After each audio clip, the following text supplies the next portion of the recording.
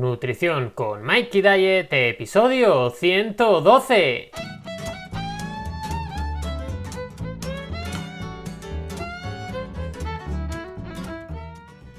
Buenos días, buenas tardes o buenas noches, dependiendo la hora que me estés escuchando. Y bienvenidos a Nutrición con Mikey Diet, el podcast donde aprenderemos todas esas cosas que nos van a servir para perder peso, cambiar hábitos y conseguir nuestros objetivos.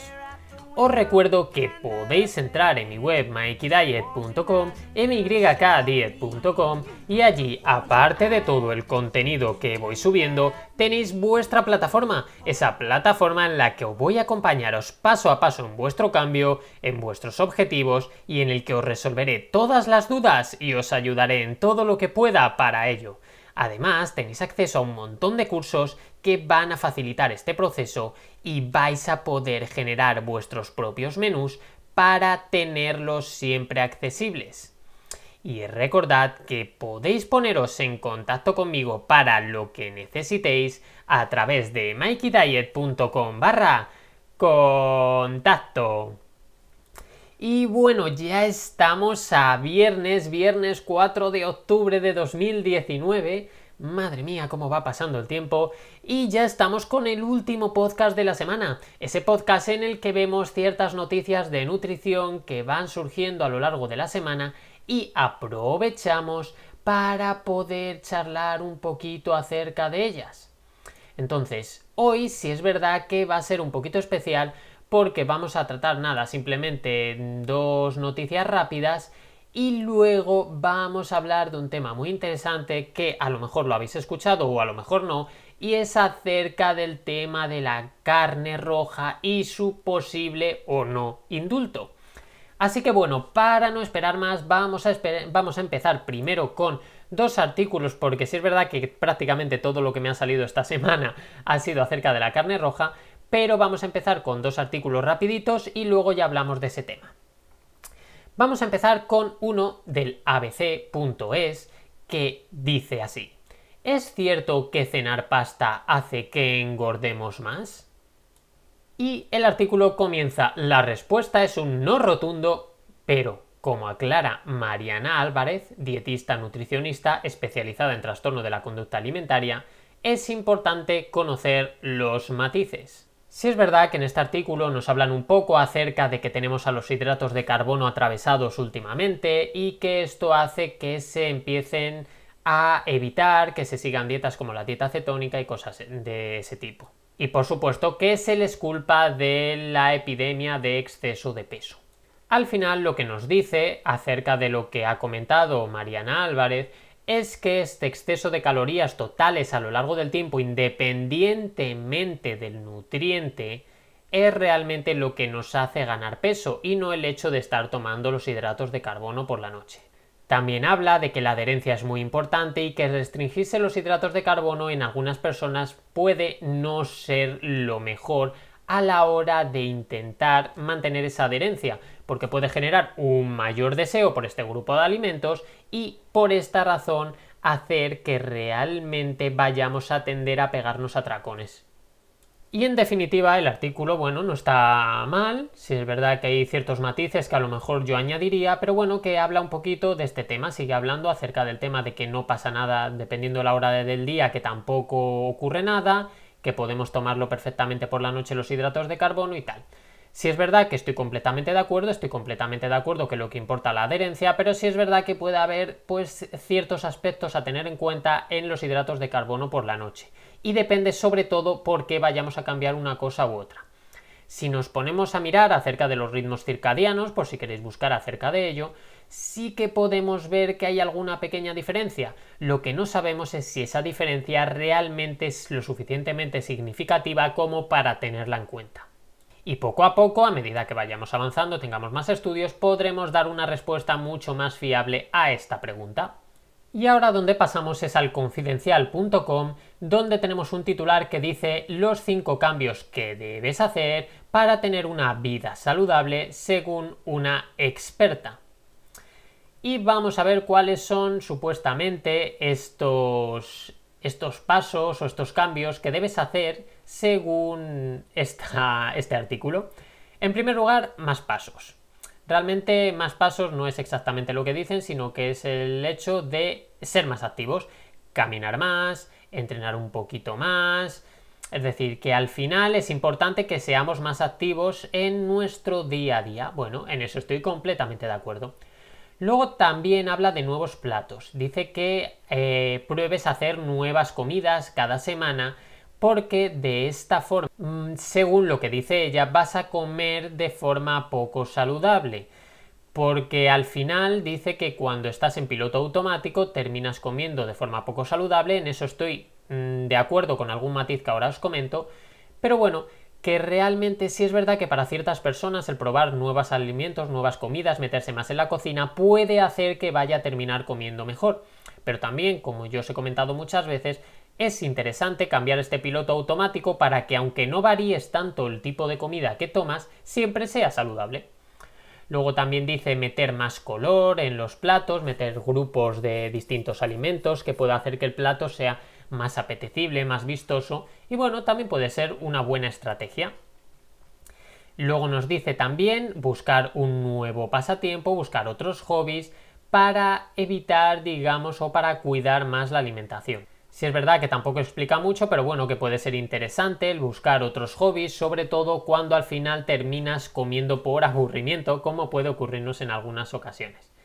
Y luego, por último, habla de practicar la autocompasión, que realmente a lo que se está refiriendo, tras leer ese pequeño párrafo acerca de lo que habla, es un poquito el tema de la autoestima, ¿vale? Que yo también he comentado en bastantes ocasiones, y es el hecho de que cuanta mejor autoestima tengas, más fácil va a ser hacer los distintos cambios del día a día.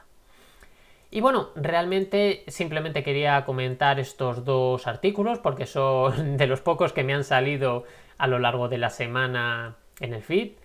Y ahora sí que nos vamos a poner manos a la obra con el tema de la carne roja. ¿Qué está pasando con la carne roja? Bueno, pues a ver, realmente al final hay una publicación que parece que está indultando a la carne roja, ¿de acuerdo? Es decir, hay una publicación de varios metaanálisis, es decir, que parece que es muy potente, que concluye que realmente no hay ningún problema en el consumo de carne roja y que nos estamos volviendo locos con ese tema. Entonces lo que voy a hacer es comentaros acerca de lo que han dicho varios divulgadores en varios medios y luego voy a contaros cuál es mi opinión personal acerca de todo ello. Entonces, en primer lugar tenemos por ejemplo a Miguel Ángel Lurueña en Twitter, que escribió un hilo en el que se hablaba acerca de este tema, ¿no? Te habla del estudio, de que fue publicado en la revista Annals of Internal Medicine y que está firmado por 14 investigadores y analiza 5 revisiones sistemáticas. Su conclusión es que hay poca evidencia que relacione el consumo de carne roja y procesada con efectos adversos relacionados con cáncer o enfermedad cardiovascular. Y por eso recomiendan que en los adultos continúen con su consumo actual de carne roja y procesada. Nos habla de que sí es verdad que esto ha hecho que salten las alarmas por todo el mundo y que ha recibido muchísimas críticas, siendo de las más importantes la de la Escuela de Salud Pública de la Universidad de Harvard. ¿De acuerdo? ¿Qué dice la Universidad de Harvard? Que esta recomendación contradice la gran cantidad de evidencia que indica que un mayor consumo de carne roja se asocia con un mayor riesgo de diabetes tipo 2, enfermedad cardiovascular, ciertos tipos de cáncer y muerte prematura. Además, bueno, realmente por lo que estamos viendo, Miguel Ángel Urueña lo único que hizo fue un poquito comentar cómo estaba la actualidad y la respuesta de Harvard, ¿vale? Entonces, como ya lo ha traducido él, lo que voy a hacer es leerlo acerca de la traducción que hizo él, pero bueno, que podéis buscar perfectamente, si buscáis en el tweet de Miguel Ángel Urueña, también enlaza directamente a lo que dijo Harvard, ¿de acuerdo? Pero bueno, os leo el tweet. Ahora bien, los autores indican que se basaron en una serie de revisiones sistemáticas que supuestamente justifican sus afirmaciones, y ante esto los expertos de Harvard dicen lo siguiente. En primer lugar, Las nuevas directrices no están justificadas porque contradicen la evidencia generada por sus propios metaanálisis, ya que 3 de ellos confirman evidencias previas sobre consumo de carne roja y efectos negativos para la salud. En segundo lugar, la publicación de esos estudios y esas recomendaciones en una importante revista médica es lamentable porque puede dañar la salud de las personas, la salud pública y la salud del planeta. Y en tercer lugar, es un gran ejemplo de que se debe mirar más allá de los titulares sensacionalistas y de los resúmenes para verificar evidencias. También es crucial entender que la investigación nutricional es un proceso largo y en evolución, y hay que observar la totalidad de la evidencia. En cuarto lugar, estos estudios no deberían cambiar las recomendaciones actuales sobre patrones de alimentación saludables para la prevención de enfermedad crónica, y estas se basan en evidencias sólidas. Es decir, que al final, tanto un estudio bastante potente que se ha publicado en una revista de bastante importancia, como lo que dice la Universidad de Harvard, sí que es muy interesante ver que podemos tener, con el mismo estudio, realmente podemos tener dos visiones muy diferentes, ¿de acuerdo? Entonces, en ese sentido, al final, sí que es interesante ver que Harvard aboga más por un principio de precaución y, aunque diga que efectivamente existe una gran evidencia, hombre, no podemos decir que la evidencia sea gigantesca, pero sí es verdad que existe evidencia de que algo pasa en las personas que toman más cantidad de consumo de carne roja y de carne procesada. Voy a aprovechar para decir algo de mi propia cosecha, y es el hecho de que efectivamente yo creo que el mayor problema en todo esto es el hecho de meter a todas las carnes rojas y procesadas en el mismo saco. Es decir, no va a ser lo mismo tomar chorizo que tomarte pues un filete magro de ternera. No va a ser lo mismo tomar jamón de York que tomarte una mortadela. Y no va a ser lo mismo dependiendo también de la calidad y del tipo de procesado de cada una de esas carnes. Tampoco va a ser lo mismo la carne procesada que la carne roja únicamente y sin procesar. Es decir, que al final hay muchos datos a tener en cuenta y lo que se está abogando es por un principio de precaución hasta conocer todos los datos, y me parece importante hacerlo así.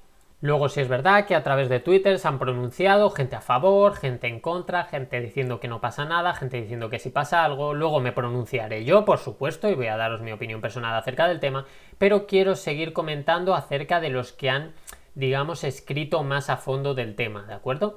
En este caso también Julio Basulto ha escrito acerca del tema y lo ha titulado Carnes, sensacionalismo, irresponsabilidad y mala ciencia.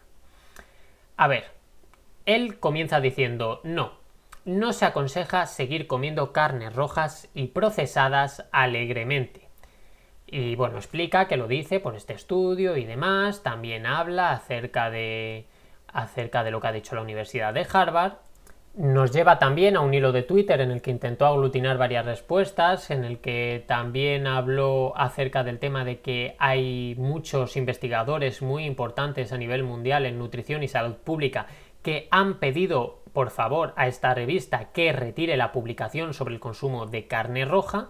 Es decir, esto también es importante tenerlo porque estamos hablando de muchos investigadores a nivel mundial sobre este tema. De que también ha habido otra del Twitter @MarionNestlé, ¿vale? Que también es acerca de la Universidad de Harvard y demás, que dice que no son saludables las cantidades que tomamos, que su consumo debería ser esporádico u ocasional, es decir, que al final existen muchas razones por las que deberíamos disminuir este consumo. Vamos, en definitiva, que hay mucha gente que se ha pronunciado acerca del tema y sí es verdad que hay más gente pronunciándose en contra de este metaanálisis que a favor. Esto también hay que tenerlo en cuenta, sobre todo sabiendo quién y cómo se ha pronunciado, ¿vale? También Julio Basulto nos habla acerca del principio de precaución, ¿de acuerdo? Que es el hecho de que cuando los datos nos están mostrando una tendencia, aunque no tengamos todos los datos concretos y no seamos capaces de separar, en este caso, todas las carnes rojas, procesadas y demás, sí es verdad que por ese principio de precaución es preferible que lo que hagamos sea disminuir ese consumo de esas carnes rojas y procesadas. Juan Revenga, por supuesto, en el comidista.elpaís.com se ha pronunciado en un artículo que dice: come menos carne. un consejo que sigue siendo válido. Y se subtitula: una nueva guía dietética cuestiona los efectos beneficiosos en la salud de la reducción del consumo de carne roja y procesada, pero su metodología es más que cuestionable. ¿Un caso de mala ciencia? Voy a intentar haceros un resumen lo más rápido posible acerca de qué está comentando, ¿vale? Si queréis leerlo, como ya os he dicho en la página, os he dicho el titular, es muy fácil que lo vayáis a encontrar. Bueno, nos habla de que realmente parte de los resultados de 2 revisiones y 3 metaanálisis, ¿de acuerdo? Y nos dice que, bueno, que en general lo que han dicho, es decir, lo pone de esta forma: con esta metodología los autores encontraron que la recomendación general de disminuir el consumo de carne y procesados cárnicos que todos conocíamos reunía 4 características. Los efectos mortíferos sobre la salud observados en el consumo de carne son de pequeña magnitud, la calidad de la evidencia de los trabajos que evalúan estas ingestas es muy baja y el consumidor medio disfruta del consumo de carne, y los mensajes al respecto de disminuir su uso no reducen ese consumo. El impacto ambiental relativo a la producción de carne se consideró fuera del alcance de los objetivos de este trabajo. Es decir, que en definitiva lo que nos dice es que no hablan del impacto ambiental, sino que hablan de tema de salud y que no hay suficiente evidencia para decir que realmente son malos para la salud. Entonces, en este sentido, bueno, simplemente nos está comentando qué han dicho los autores de este estudio, ¿vale?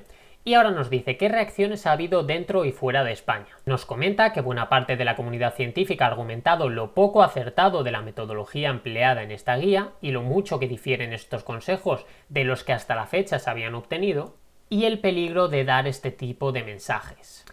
También dice que gran parte de las críticas vienen centradas en la nula consideración de cuestiones medioambientales y de sostenibilidad. De tal forma que la True Health Initiative y la Escuela de Salud de Harvard digamos que están muy en desacuerdo con todo lo que se ha dicho en este estudio.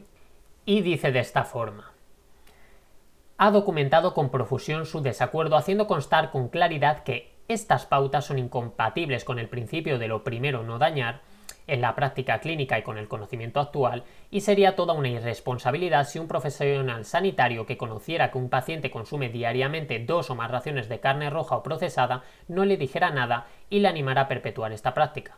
Estas pautas son incompatibles también con el principio de precaución en salud pública, es decir, resulta irresponsable y poco ético emitir pautas dietéticas que promuevan el consumo de carne, teniendo en cuenta incluso la escasa solidez de la evidencia. También nos dice que el Dr. John Siebenpiper, coautor de uno de los metaanálisis, dice que se opone completamente a esta recomendación y le preocupa el daño permanente que puede ocasionar a la salud pública y del planeta. También, por otra parte, habla de que Marion Nestlé, que también habíamos comentado de Julio Basulto, que es una reconocida especialista en salud pública en materia de nutrición, ha dicho que como los estudios observacionales utilizan datos autoinformados y estos son, al parecer, necesariamente defectuosos, no podemos obtener conclusiones científicas y por lo tanto debemos descartarlas. Y dado que no podemos hacer estudios más rigurosos, no debemos dar ningún consejo poblacional sobre qué estilos dietéticos son mejores para la salud o para el medio ambiente. Es decir, que realmente lo que está diciendo no está diciendo que no se pueda dar consejos y demás, sino que está hablando acerca del tema de que si no podemos tener en cuenta los estudios observacionales por su falta de, digamos, veracidad científica, entonces sería imposible dar ningún consejo para la salud, que por esta razón es por lo que hay que aplicar principio de precaución cuando existen indicios de este problema. También es verdad que en España dice que las reacciones nos han hecho esperar y algunos de los epidemiólogos e investigadores como Miguel Ángel Martínez González, catedrático de Epidemiología y Salud Pública de la Universidad de Navarra, o la también catedrática Mayra Bes Rastrollo, especialista en salud pública y medicina preventiva, o Miguel Ángel Rollo Bordonada, investigador y especialista en estas mismas áreas, han ahondado en los errores del trabajo y los riesgos que se asumen con su mensaje. Además, por su parte, la Sociedad Española de Epidemiología ha emitido un comunicado en el que, alineados con sus colegas, reconocen que no hay nuevos datos que cambien lo que ya conocíamos, tan solo una nueva forma de reinterpretarlos cuajada de errores por culpa de una metodología poco adecuada. También el Instituto de Salud Carlos III, junto al Centro Nacional de Epidemiología CNE y el Centro de Investigación Biomédica en Red de Epidemiología y Salud Pública CIBERESP, también se han posicionado en contra de este artículo. ¿Y qué cosas se le reprochan al artículo? Bueno, pues en primer lugar, que uno de los más llamativos es que los 3 metaanálisis dicen lo contrario que la guía general que se ha publicado. El primero dice que existe una evidencia baja o muy baja que sugiere que los patrones dietéticos con menos ingesta de carne roja y procesada pueden conducir a reducciones muy pequeñas en los resultados adversos cardiometabólicos y de cáncer. El segundo, que los efectos absolutos de la reducción del consumo de carne roja y procesada en la mortalidad e incidencia del cáncer son muy pequeños, y la certeza de la evidencia es baja, muy baja. Y en el tercero, que la magnitud de la asociación entre el consumo de carne roja y procesada con la mortalidad por todas las causas y con los eventos cardiometabólicos adversos es muy pequeña y la evidencia es baja. Y nos dice que, tal y como sostiene Miguel Ángel Martínez González, autor de Salud a ciencia cierta, una lectura atenta hace ver que las conclusiones de la guía están en desacuerdo con los datos de los mismos estudios en los que afirman estar basados, porque sí es verdad que no tenemos un conocimiento como para echar cohetes, pero sí que existe una relación de influencia entre ese consumo de carne y salud, por muy pequeña que sea. Y ahí volveríamos a hablar del principio de precaución. Otro gran problema es que se ha utilizado una metodología GRADE, ¿vale? No nos vamos a poner a hablar de qué es la metodología GRADE, pero bueno, para que tengáis en cuenta que simplemente es un tipo de metodología que se utiliza para metaanálisis de estudios de intervención y no en estudios observacionales. Y nos dice Juan Revenga, y me gusta bastante esto, ha sido algo similar a valorar la calidad de un vehículo deportivo con los criterios que medirían la calidad de un tráiler. Y no solo eso, sino que también se han omitido algunos ensayos en estas supuestas revisiones sistemáticas, como el Predimet o el Programa de Prevención de Diabetes, que de haber sido incluidos podría haber aportado un mayor nivel de evidencia. Y voy a leer el último párrafo, que dice: sea como fuere, y a pesar de lo que mucho que a algunos le cuesta interiorizarlo, la ciencia es avance, es cambio, y la nutrición es ciencia. O por lo menos eso se pretende. Habrá, como ha habido, cambios de paradigma. Habrá, como ha habido, cambios en las recomendaciones.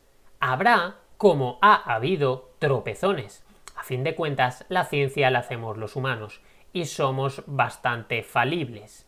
Pero, aunque a estas alturas estoy de veras abierto a todo que se me argumente de forma adecuada, me costaría creer que el día de mañana se consoliden recomendaciones sobre el consumo de carne diferentes a las actuales, que se resumen de manera muy simple. Comer menos alimentos de origen animal y procesados con ingredientes animales, y comer más alimentos de origen vegetal, legumbres, frutos secos, frutas, verduras, hortalizas y cereales integrales. Siempre que hagamos buenas elecciones, porque también se puede liar parda con elecciones 100% veganas, pero completamente insanas. Y por último, y antes de dar mi opinión, también os recomiendo que os metáis en lo que dice la ciencia para adelgazar.blogspot.com, que se titula Carne y Salud, última revisión.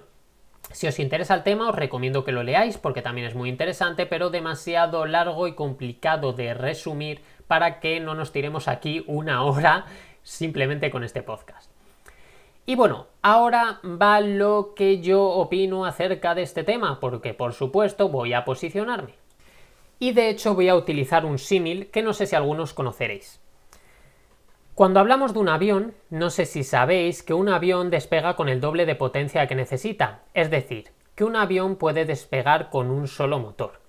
No solo eso, sino que los pilotos, cada muy poco tiempo, creo que cada 6 meses, hacen simulaciones en las que falla un motor, tanto durante el despegue, durante el vuelo, durante un aterrizaje y demás. No solo eso, sino que desde el principio, prácticamente desde las primeras semanas de su formación, les enseñan a volar con un solo motor. Muy bien.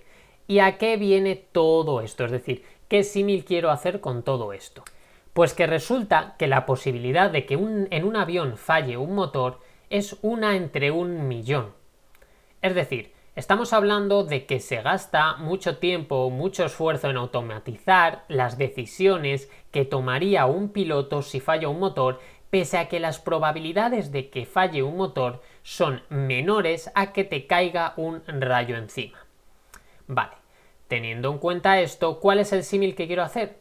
Quiero hacer el símil de que, pese a que las probabilidades de que realmente vaya a causarte daño ese consumo de carne roja o procesada que estás haciendo, a nivel de salud pública, tenemos que dar recomendaciones en el control en su consumo precisamente porque puede existir ese problema.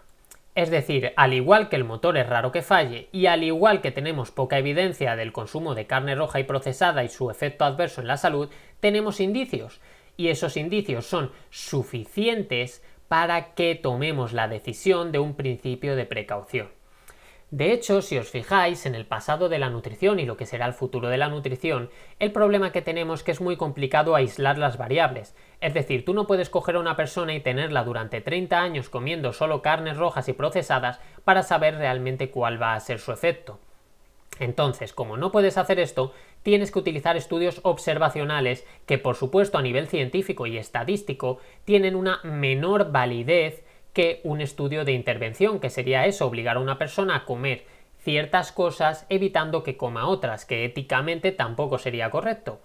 Entonces, por esta razón, como la nutrición tiene que basarse en estos estudios observacionales, tenemos que basarnos siempre en el principio de precaución. Y cada vez que veamos en estos estudios observacionales ciertos indicios, seguir estudiando acerca de ellos, pero por supuesto dar recomendaciones para evitar ciertos consumos. Una vez dicho esto, y una vez posicionándome a favor de que la salud pública diga esto, por supuesto opino que no va a ser lo mismo el jamón de York que el filete de ternera magro, que el jamón serrano, que la mortadela, que el chorizo, de buena, de mala calidad. Es decir, que al final dentro de carnes rojas y procesadas hay un montón de elementos, hay un montón de alimentos que son distintos y que pueden afectar de forma distinta. Pero ¿qué pasa? Que como aún no tenemos suficiente evidencia, como aún no tenemos suficientes datos para saber exactamente cuál es el problema, entonces lo mejor es que vayamos con cuidado en todo su consumo. Y como al final tampoco ocurre nada por disminuir su consumo, pues es interesante que demos estas recomendaciones. No solo eso, también puede ser que el consumo de carnes rojas y procesadas en gran cantidad hagan que tomes menos alimentos de origen vegetal. Y esto puede ser otro de los causantes de esos indicios de esos problemas. Por esa razón, sí, es verdad, tenemos que tener cuidado. Lo que tenemos que decir a nivel poblacional es, por favor, disminuid, mantened vuestro consumo. Y luego, a nivel individual, si tenéis vuestro propio nutricionista o vuestro propio profesional de la salud que os pueda hacer una recomendación, pues probablemente os haga una recomendación individualizada a vuestro caso concreto. Pero esto no quiere decir que no haya que tener cuidado pese a lo que diga esta última guía, estudio que revisa estos estudios, estos metaanálisis y que llega a la conclusión de que sigamos comiendo carne. No se puede llegar a eso. Así que bueno, realmente ya me he mojado acerca del tema, espero que os haya resultado de utilidad. Espero, si habíais escuchado sobre el tema pero no estabais un poco perdidos, haberos podido encontrar un poco más. Si no, como os he hablado de gente que ha hablado sobre ello, de artículos y demás, podéis acudir a esas fuentes, podéis leer esas fuentes y no fiaros de mis resúmenes si queréis. Y de esta forma pues vais a tener una visión mucho más acertada acerca de todo este tema. Y bueno, nada más. Para acabar, os agradezco que podáis ponerme vuestras reseñas y 5 estrellitas en iTunes, vuestros comentarios y me gusta en ebooks y por supuesto, si lo estáis escuchando a través de YouTube, que me sigáis por ese canal. Y que sepáis que ha sido un placer estar un día más, una semana más con vosotras y con vosotros. Nos escuchamos el lunes con mucho más en un Desmontando. Y por supuesto, tened un fin de semana maravilloso. ¡Hasta luego!